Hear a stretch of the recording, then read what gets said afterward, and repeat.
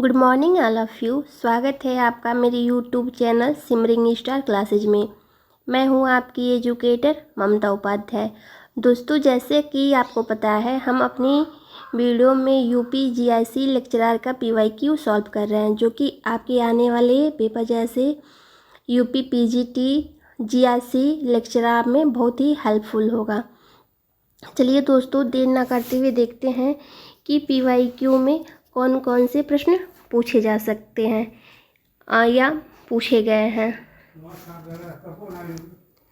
पहला प्रश्न है, समाजशास्त्र सामाजिक व्यवस्था और प्रगति का विज्ञान है, यह किसने कहा है। दोस्तों, प्रश्न में एक परिभाषा दी हुई है, जो परिभाषा है समाजशास्त्र सामाजिक व्यवस्था और प्रगति का विज्ञान है, यह किसने कहा है।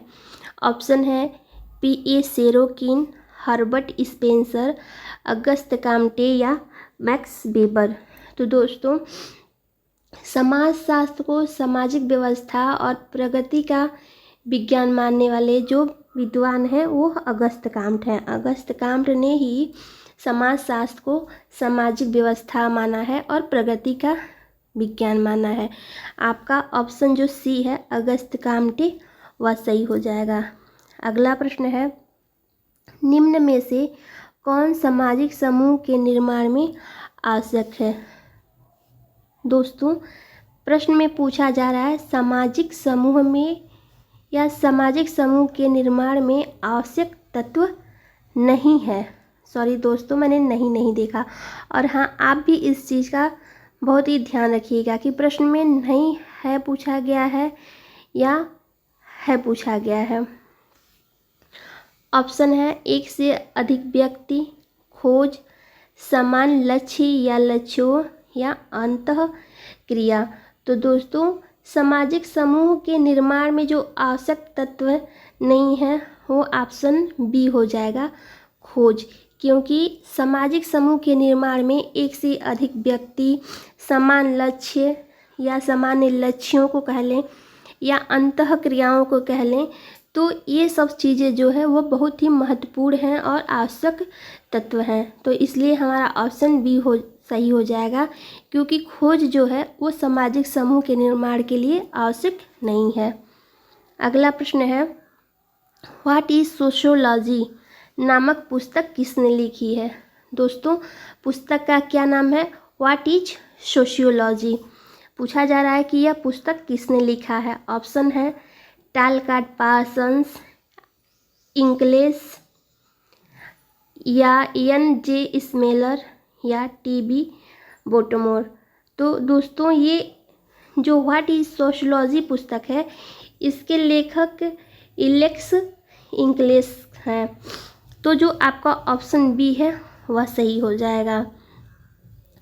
अगला प्रश्न है, एकात्म के आधार पर समाज का वर्गीकरण किसने किया है। क्या पूछ रहा है, समाज का वर्गीकरण एकात्म के आधार पर करने वाले विद्वान कौन है। ऑप्शन है हर्बर्ट स्पेंसर या हेनरी मैन, एफ टर्निज या इस्माइल दुर्खिम। तो दोस्तों, एकात्म के आधार पर समाज का वर्गीकरण करने वाले विद्वान इस्माइल दुर्खिम है, जो आपकी ऑप्शन डी में है। तो आपका ऑप्शन डी जो होगा सही हो जाएगा। अगला प्रश्न है, भर्ती भूमिका की अवधारणा का प्रयोग किसने किया।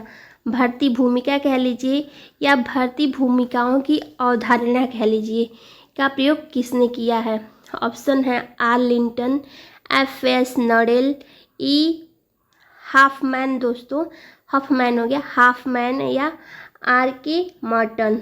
तो भारतीय भूमिकाओं की जो अवधारणा है, इसका प्रयोग या इस अवधारणा को देने वाले जो हैं ई हाफमैन है, जो कि आपकी ऑप्शन सी में है। तो आपका ऑप्शन सी जो है वह सही हो जाएगा। अगला प्रश्न है दोस्तों, निम्न में से द्वितीयक समूह कौन नहीं है। दोस्तों, प्रश्न में क्या ध्यान देना है, एक तो द्वितीयक समूह पूछ रहा है और दूसरा नहीं है। हमको जब नहीं वाला प्रश्न आता है तब वहाँ विशेष ध्यान देना होता है कि क्या पूछा जा रहा है। द्वितीयक समूह में कौन नहीं है जो आपके ऑप्शन में है? पड़ोस, पिकनिक समूह, मनोरंजन समूह या तीर्थ समूह। तो दोस्तों पिकनिक समूह, मनोरंजन समूह, तीर्थ समूह ये सब द्वितीयक समूह है। ये तीनों आपका ऑप्शन जो ए है पड़ोस वह प्राथमिक समूह है, तो इसलिए आपका ऑप्शन ए सही हो जाएगा क्योंकि पड़ोस क्या है? प्राथमिक समूह है। अगर वही प्रश्न पूछता द्वितीयक समूह है तो हम इस पे लगाते पिकनिक समूह पे, मनोरंजन समूह पे और तीर्थ समूह पे, जबकि हमारे प्रश्न में पूछा गया है नहीं है तो ऑप्शन ए सही हो जाएगा पड़ोस। अगला प्रश्न है निम्न में से एक अर्जित परिस्थिति की प्रस्तुति नहीं है, यानी पूछा जा रहा है कि अर्जित परिस्थिति कौन सी नहीं है। अर्जित परिस्थिति क्या होती है? जिसको हम अर्जित करते हैं, और प्रदत्त परिस्थिति क्या होती है? जिसे लेकर हम पैदा होते हैं। तो ऑप्शन है एक पिता, एक पुजारी, एक लोहार, एक ज्योतिषी। दोस्तों एक पिता जो है यह अर्जित परिस्थिति नहीं है, आपका ऑप्शन जो ए है सही हो जाएगा। बाकी जो तीन है एक पुजारी, एक लोहार, एक ज्योतिषी, यह अर्जित परिस्थिति है, इसको हम अर्जित कर सकते हैं, लेकिन एक पिता जो है इस परिस्थिति को हम अर्जित नहीं कर सकते हैं। ये कौन सी परिस्थिति है दोस्तों? ये तीनों जो हैं वह अर्जित परिस्थिति के अंतर्गत आएंगे, एक पुजारी, एक लोहार और एक ज्योतिषी। अगला प्रश्न है किसने कहा है संस्कृति पर्यावरण का मानव निर्मित भाग है? ऑप्शन है MJ. हर्शकोविट्स, EA. हाबेल, EB. Tyler, Elliott तथा मैरिल। तो दोस्तों हर्शकोविट्स जो हैं वह संस्कृति को पर्यावरण का निर्मित भाग मानते हैं, तो आपका ऑप्शन जो ए है वह सही हो जाएगा। अगला ऑप्शन है आर्थिक संस्था मानते हुए समाज में श्रम विभाजन के प्रकारों का विश्लेषण किसने किया है? दोस्तों एक बार प्रश्न हम फिर से पढ़ते हैं। आर्थिक संस्था मानते हुए समाज में श्रम विभाजन के प्रकारों का विश्लेषण किसने किया है? हमें क्या ध्यान देना है? आर्थिक संस्था, समाज में जो श्रम विभाजन है उसको क्या माना गया? आर्थिक संस्था मानते हुए श्रम विभाजन का या श्रम विभाजन के प्रकारों का विश्लेषण कौन से विद्वान ने दिया है? प्रश्न में पूछा जा रहा है। ऑप्शन है मैक्स वेबर, इस्माइल दुर्खिम, आदम स्मिथ या कार्ल मार्क्स। तो दोस्तों आर्थिक संस्था मानते हुए समाज में श्रम विभाजन के प्रकारों का विश्लेषण दुर्खिम ने किया है, तो जो आपका ऑप्शन बी है वह सही हो जाएगा। अगला प्रश्न है भारत में किस विश्वविद्यालय में समाजशास्त्र विषय का अध्ययन सबसे पहले आरंभ किया गया था? दोस्तों हमारे भारत की बात कर रही है, विश्व की बात नहीं कर रही है कि विश्व में सबसे पहले समाजशास्त्र का अध्ययन कहाँ किया गया था। हमको ध्यान देना कि पर्टिकुलर भारत में पूछा जा रहा है, भारत में किस विश्वविद्यालय में समाजशास्त्र विषय का अध्ययन सबसे पहले आरंभ किया गया था? ऑप्शन है लखनऊ विश्वविद्यालय, दिल्ली विश्वविद्यालय, मुंबई विश्वविद्यालय या कोलकाता विश्वविद्यालय। तो दोस्तों भारत के मुंबई विश्वविद्यालय में समाजशास्त्र का अध्ययन सबसे पहले किया गया था, तो जो आपका ऑप्शन सी है वह सही हो जाएगा। अगला प्रश्न है निम्न में से किसने जनजातियों की समस्याओं के समाधान के लिए राष्ट्रीय उपवन की स्थापना का सुझाव दिया है? दोस्तों प्रश्न में दो चीज़ ध्यान देना, एक तो जनजातियों की समस्याओं के समाधान की बात पूछी जा रही है और दूसरा राष्ट्रीय उपवन की स्थापना का सुझाव किसने दिया है? ऑप्शन है D.N. मजूमदार, शरद चंद्र राव या वेरियल एल्विन या A.K. बोस। तो दोस्तों जनजातियों की समस्याओं के समाधान के लिए बेरियल एल्विन ने राष्ट्रीय उपवन की स्थापना का सुझाव दिया था, तो जो आपका ऑप्शन सी है वह सही हो जाएगा। अगला प्रश्न है दोस्तों, संस्कृत की छोटी से छोटी इकाई को हम क्या कहते हैं, या संस्कृत की छोटी से छोटी इकाई को क्या कहा जाता है।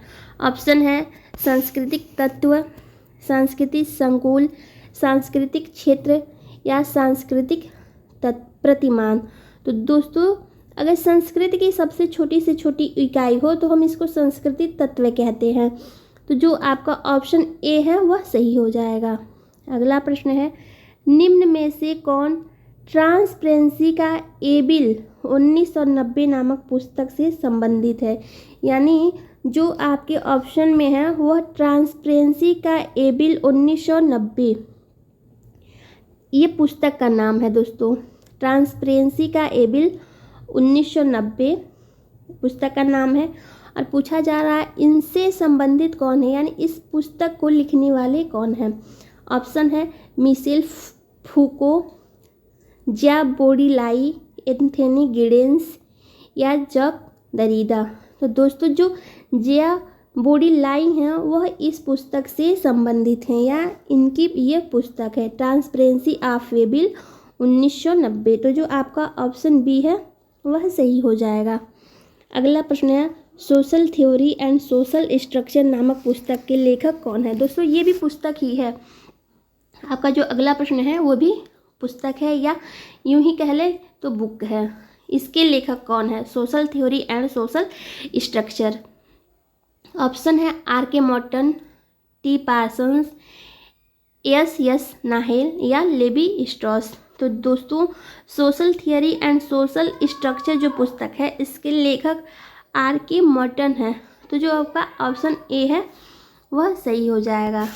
अगला प्रश्न है दोस्तों, गारफिंकल के अनुसार डॉक्यूमेंट्री पद्धति क्या है। दोस्तों ये पद्धति है, पद्धति नहीं है, पद्धति। डॉक्यूमेंट्री पद्धति क्या है प्रश्न में पूछा जा रहा है। ऑप्शन है लिखित अभिलेखों का अध्ययन या आंकड़ों का सांख्यिकी वर्णन या समाज के विश्लेषण के लिए गणना का तरीका या आंकड़ों के संकलन की व्यवस्थित विधि। दोस्तों ये गणना का तरीका यहाँ होना चाहिए था, ये यहाँ नहीं होना चाहिए था तरीका।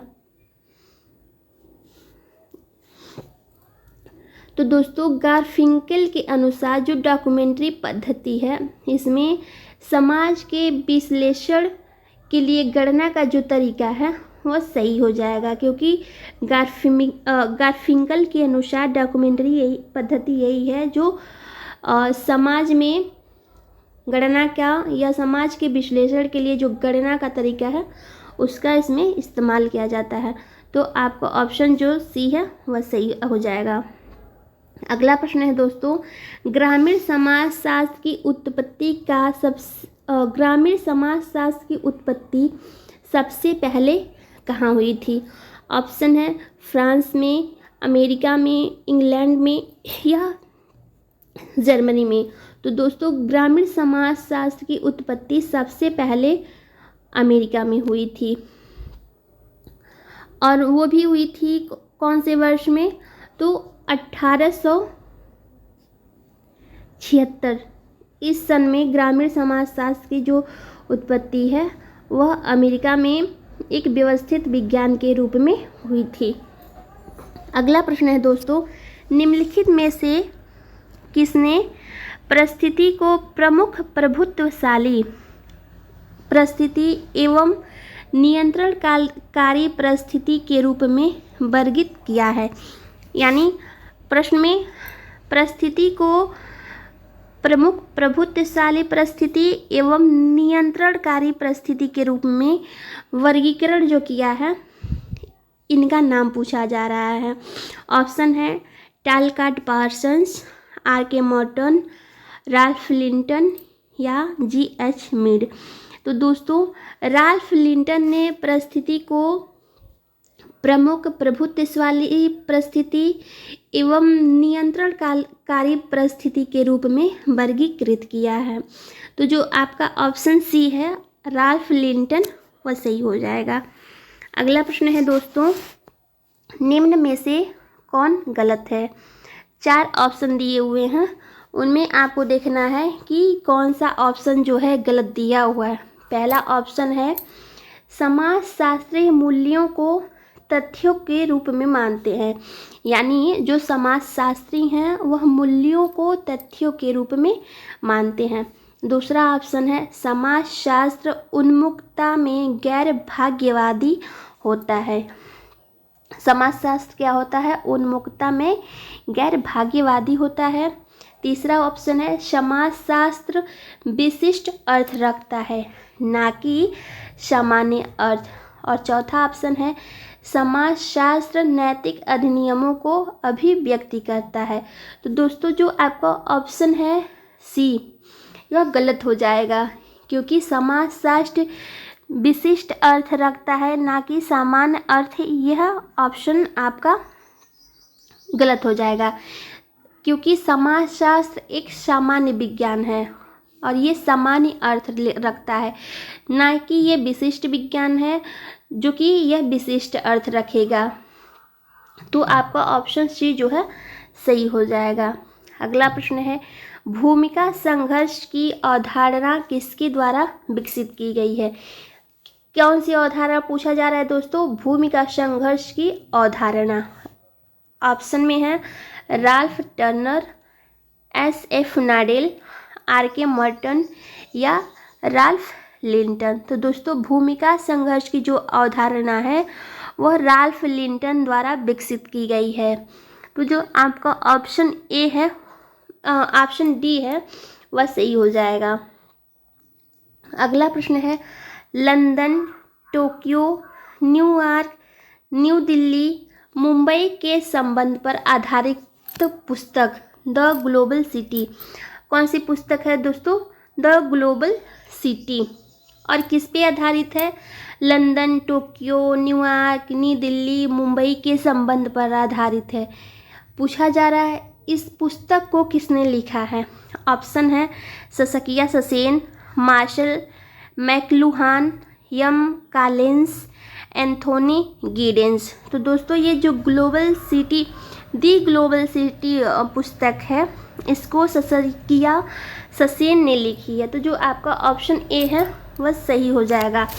अगला ऑप्शन है दोस्तों, अगला प्रश्न है निम्न में से कौन सा सही नहीं है? दोस्तों उस बार भी यही प्रश्न था और इस बार भी यही प्रश्न है कि 4 ऑप्शन दिए हुए हैं, इसमें आपको बताना है कौन सा ऑप्शन सही नहीं है। पहला ऑप्शन है समाजशास्त्र का प्रयोग कल्पनात्मक विचार को शामिल करना है। अगला ऑप्शन है समाजशास्त्रीय सामाजिक जीवन के बारे में पहले से जुड़ी विचार को अलग रखते हैं। समाजशास्त्रीय मानव क्रिया के इच्छित और अनिश्चित परिणाम के बीच अंतर स्पष्ट नहीं कर पाते हैं। अगला ऑप्शन है समाजशास्त्र मानव समाज का व्यवस्थित अध्ययन करते हैं। इसमें कौन सा ऑप्शन सही नहीं है आपको ये बताना है। तो दोस्तों जो आपका ऑप्शन ए है वह सही हो जाएगा, क्योंकि यही ऑप्शन जो है वह गलत नहीं है, गलत है। समाजशास्त्र का प्रयोग जो है वह कल्पनात्मक विचार को शामिल करना है। तो समाजशास्त्र में दोस्तों कल्पनात्मक विचार को शामिल नहीं किया जाता है। तो आपका ऑप्शन जो है वह ए सही हो जाएगा। अगला प्रश्न है 1876 में अमेरिका की एक विश्वविद्यालय में समाजशास्त्र का अध्ययन किसके निर्देशन में आरंभ किया गया था? अमेरिका की दोस्तों ये एक विश्वविद्यालय नहीं, ये एल विश्वविद्यालय है। एल विश्वविद्यालय, अमेरिका की एल विश्वविद्यालय में समाजशास्त्र का अध्ययन किसके निर्देशन में आरंभ किया गया था? ऑप्शन है ई बर्जिल, ई बर्गेस, EW इस्माइल या मैकइबर। तो दोस्तों अमेरिका के एल विश्वविद्यालय में समाजशास्त्र का अध्ययन जी समनर के निर्देशन में आरंभ किया गया था। और दोस्तों इसमें ऑप्शन में समनर नहीं है, तो हम इस पे स्टार लगा देते हैं।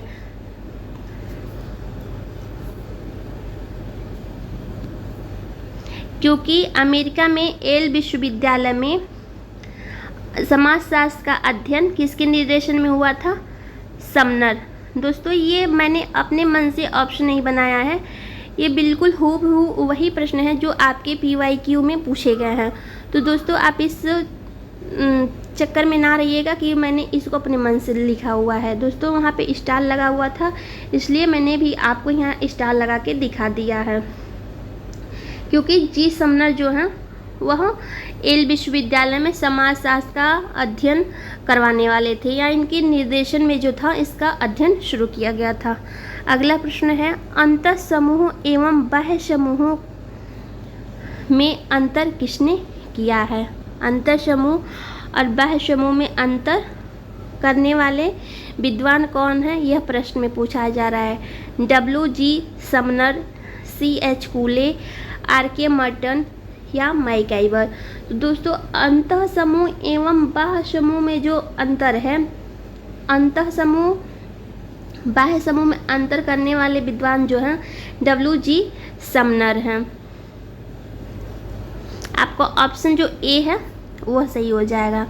अगला प्रश्न है, परिस्थिति कूलक, भूमिका कूलक एवं परिस्थिति अनुक्रम की अवधारणा को किसने दिया है? 3 अवधारणा है दोस्तों जो पेपर में पूछे गए हैं, पेपर में नहीं दोस्तों प्रश्न में पूछे गए हैं। परिस्थिति कूलक, भूमिका कूलक, परिस्थिति अनुक्रम की अवधारणा। ऑप्शन है H Hyman, RK Merton, R Linton, SF Nadel. तो दोस्तों ये जो तीनों भूमिका की जो तीनों अवधारणा है, परिस्थिति कूलक, भूमिका कूलक या परिस्थिति अनुक्रम की अवधारणा, इसको देने वाले जो हम RK मर्टन हैं। ये तीनों अवधारणा यानी कि परिस्थिति कूलक, भूमिका कूलक, परिस्थिति अनुक्रम की जो अवधारणा है RK मर्टन द्वारा दिया हुआ है। तो आपका ऑप्शन जो बी है वह सही हो जाएगा। अगला प्रश्न है, निम्न में से कौन एक बहुत ही समाज का आवश्यक तत्व है जिसके तोड़ने पर कठिन से कठिन सजा दी जाती है? ऑप्शन है प्रथाएं, वैचारिकी, रीति रिवाज या लोक रीतियाँ। दोस्तों ये चारों समाज के तत्व हैं और ये पूछा जा रहा है कि इसमें से एक ही है जो बहुत ही महत्वपूर्ण है या बहुत आवश्यक है जिसके तोड़ने पर समाज द्वारा सज़ा मिलती है या सज़ा दी जाती है। तो जो आपका ये ऑप्शन है प्रथाएं, इसको तोड़ने पर समाज द्वारा सज़ा दी जाती है। आपका ऑप्शन जो ए है सही हो जाएगा। अगला प्रश्न है, पोलिश कृषकों का अध्ययन किनके द्वारा किया गया है या किसने पोलिश कृषकों का अध्ययन किया है? ऑप्शन है थॉमस और नैनकी, पार्क और वर्गेस, लिपले और स्पेंसन या ह्यू बायस और लेविस। तो दोस्तों जो पोलिश कृषकों का अध्ययन है यह थॉमस और नैनकी के द्वारा किया गया है। तो आपका ऑप्शन जो ए है वह सही हो जाएगा। अगला प्रश्न है दोस्तों, यह किसने कहा कृषक समाज अंश संस्कृति के साथ अंश समाज है? दोस्तों यह कथन है कृषक समाज अंश संस्कृति के साथ अंश समाज है। पूछा जा रहा है कि यह किनके द्वारा कहा हुआ है? ऑप्शन है A.L. क्रोबर, आंद्रे बेत्री या T. शैनिन या R. फर्थ। दोस्तों ये फर्थ नहीं, ये अर्थ है। तो जो आंद्रे बेत्ती हैं इनका कहना है कि जो कृषक समाज है वह अंश संस्कृति के साथ अंश समाज है। तो आपका जो ऑप्शन बी है वह सही हो जाएगा। अगला प्रश्न है, निम्नलिखित क्षेत्रों में से डेविड मैंडलबाम ने अपना अध्ययन किस क्षेत्र में किया था? ऑप्शन है गोरखपुर, श्रीपुर, नीलगिरी या रामपुरा। तो दोस्तों डेविड मैंडलबाम का जो अध्ययन का क्षेत्र है वह गोरखपुर है। तो आपका ऑप्शन जो ए है वह सही हो जाएगा। अगला प्रश्न है, सामाजिक मानव शास्त्र तुलनात्मक समाजशास्त्र के अतिरिक्त कुछ भी नहीं है। यह कथन किसका है? कथन क्या है दोस्तों कि सामाजिक मानव शास्त्र तुलनात्मक समाजशास्त्र के अतिरिक्त कुछ भी नहीं है। यह किनका कथन है? ऑप्शन है Radcliffe, Brown, Durkheim, Levi Strauss या मेलानोव्स्की। तो दोस्तों ये जो कथन है वह रेडक्लिफ ब्राउन का है कि जो सामाजिक मानव शास्त्र है वह तुलनात्मक समाजशास्त्र के अतिरिक्त कुछ भी नहीं है। तो जो आपका ऑप्शन ए है वह सही हो जाएगा। दोस्तों अगला और लास्ट प्रश्न है, किसने निर्धनता की संस्कृति के विचार को प्रस्तुत किया है? क्या पूछा जा रहा है दोस्तों? निर्धनता की संस्कृति का विचार को कौन प्रस्तुत किया है? एस रोत्री, ए स्मिथ, टायलर या ऑस्कर लेविस। तो दोस्तों ऑस्कर लेविस जो है निर्धनता की संस्कृति के विचार को प्रस्तुत किए थे या इस विचार को दिए थे। तो आपका ऑप्शन डी जो है वह सही हो जाएगा।